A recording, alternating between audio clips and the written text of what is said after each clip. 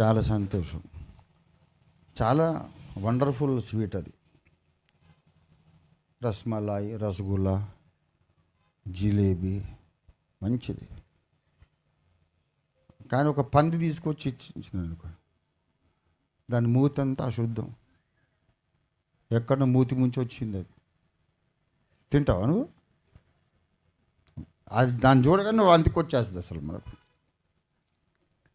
అలాగే ప్రాచీన స్వభావముతో, ప్రాచీన జీవముతో, పుట్టుకతో వచ్చిన ఆదాము సంబంధిత జీవముతో నీవు చూపే క్షమాపణ, సాత్వికము అన్ని దేవుని ముందు ఒక అశుద్ధంలాగా కనబడతాయి. ఇంకో రహస్యం చెప్పనా? ఆదాము నుండి వచ్చిన ఆ స్వభావము, జీవము నుండి నీవు చూపే మంచి గుణాలన్నీ కూడా సువార్తను అడ్డుకోవడానికి సైతాను వాడుకుంటాడు. దేవుని ప్రణాళికను అడ్డగించటానికి సైతాను వాడుకుంటాడు. చాలా నీతి బోధలు చేస్తావు, నీతిగా కార్యాలు చేస్తావు, కానీ సువార్తను మాత్రం అడ్డుకుంటావు. నువ్వు రక్షణ పొందవు, ఇంకోటి పొందనియవు. నువ్వు చాలా మంచోడు ఈ లోకం దృష్టిలో, కానీ నీకు రక్షణ ఉండదు, ఇంకోటి రక్షణ పొందనియవు. చాలా మంచోడివి, చాలా తగ్గింపు, వినయము, సాత్వికము, క్షమాపణ, ఉత్తమరావు, సర్వోత్తమరావు నువ్వు. కానీ దేవుని ప్రణాళికలోనికి నువ్వు రావు, ఇంకొకరిని రానియవు. అందుకే మానవునిలోని ఆదాము జీవమునకు సంబంధించిన మంచి లక్షణాలు ఎందుకు పనికిరావు.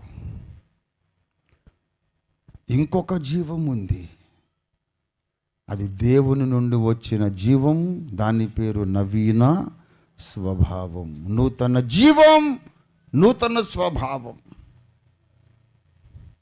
రోమా 6:3 నూతన జీవము కలిగిన వారమై నడుచుకొనున్నట్లున్నాడు. Walking in the newness of life. ఆ న్యూ లైఫ్ ఎక్కడిదయ్యా అంటే క్రీస్తు యొక్క జీవము. దేవునికి స్తోత్రం కలుగును గాక.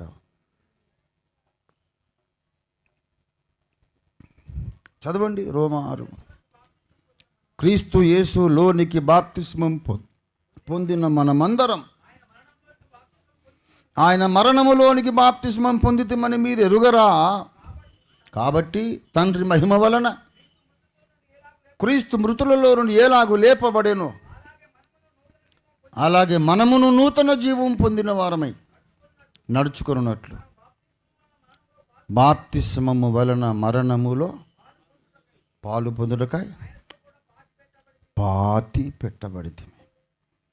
ఏం జీవము కలిగి నడుచుకుంటాము? నూతన జీవం.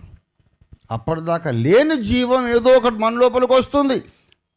తల్లి గర్భంలోంచి మనం బయటపడ్డప్పుడు అప్పుడు ఒక జీవం మనలో ఉంది, అది ఆదాము జీవం. నువ్వు సువార్తను విని నమ్మి బాప్తిస్మం పొందినప్పుడు ఒక new life, second energy of life నీ లోపల ప్రవేశిస్తుంది. ఆ నూతన జీవం కలిగి మనం నడుచుకోవాలి. ఆ నూతన జీవములో కూడా మళ్ళీ ఇవన్నీ ఉంటాయి: ప్రేమ, సంతోషము, సమాధానం, క్షమించే గుణం, దయాళుత్వం అన్నీ ఉంటాయి, సాత్వికం. ఈ లోక సంబంధులు కూడా చాలామంది సాత్వికులుగా ఉంటారు. ఆత్మ సంబంధులు కూడా చాలామంది సాత్వికులుగా ఉంటారు. లోక సంబంధులు చాలామంది ప్రేమ చూపిస్తారు. క్రీస్తు యేసు సంబంధులు కూడా ప్రేమ చూపిస్తారు. కానీ మనము చూపే ప్రేమ ఆదాము నుండి వచ్చిన ఆ స్వభావము నుండి వచ్చిన ప్రేమ అయితే అది దేవుని ముందు ఎందుకు పనికిరాదు. మనం చూపే సాత్వికము, తగ్గింపు, దీన మనస్సు, మంచితనము, మంచి లక్షణాలు ఆదాము జీవములోనివైతే అది ఎందుకు పనికిరాదు. అదంతా ఒక అసహ్యమైన అశుద్ధం లాగానే దేవుడు చూస్తాడు. పంది తీసుకొచ్చి లడ్డు ఇచ్చినట్టు. దేవుడు మెచ్చుకోవాలంటే నువ్వు గొర్రెగా మారి అదే స్వీట్లు తీసుకురావాలి. దేవునికి స్తోత్రం కలుగును గాక. గొర్రెగా మారిన తర్వాత నువ్వు తెచ్చేది జిలేబీ కానీ మైసూరు పాక్ కానీ ఏదైనా దేవునికి ప్రీతికరంగా ఉంటుంది.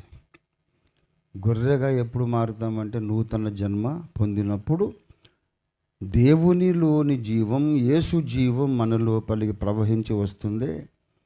ఆ జీవము ద్వారా మనం క్షమించాలి, ప్రేమించాలి, మంచి పనులు చేయాలి. They look almost as one and the same, but they are not.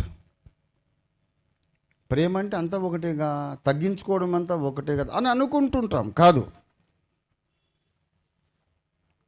సాత్వికం అనేది దేవుని నుండి వచ్చిందో లేక ఆదాము జీవము నుంచి వచ్చిందో తెలియాలంటే ఒకటే యాసిడ్ టెస్ట్. దేవుని ప్రణాళిక వాళ్ళ ముందు పెట్టాలి. అంతసేపు మంచిగా భక్తిగా మాట్లాడేవాడు దేవుని ప్రణాళిక సంగతి చెప్పగానే పిచ్చుకుక్కలాగా అరుస్తూ ఉంటాడు. నాకు వద్దు, ఇది తప్పు అంటుంటాడు. మీరు గమనించండి. చాలా భక్తిగా ఉండే ఒక దైవజనుడికి కానీ క్రైస్తవుడికి కానీ ఓఫీర్ గారి పుస్తకాలు ఇవ్వండి, అదే యాసిడ్ టెస్ట్. అంతసేపు ప్రేమగా మాట్లాడేవాడు ఇక పిచ్చి పెట్టినట్టు అరుస్తుంటాడు. ఇక అరే ఏమైందా, దిస్ ఇస్ ఆల్ రాంగ్.